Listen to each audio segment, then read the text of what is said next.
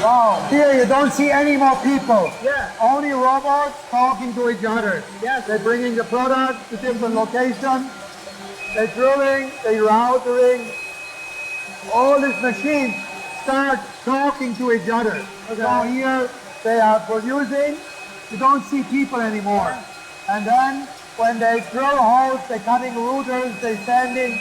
This is all done by machines in an automatization process. Okay. And when the product is finished, produced in that work step, then it goes to here. I will show you here.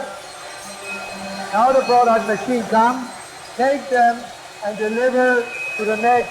So this machine talking, and they're bringing the machine. This machine have more usage, more space, so they bring it there. Sometimes it drops it here. Here we do other process work of cutting routering. Here it comes to the next process. It's all programmed, all computerized. Okay. Here's the next. These pieces coming together into the next process. Here they load into another process. You don't see any worker anymore. Yes, I don't see her worker.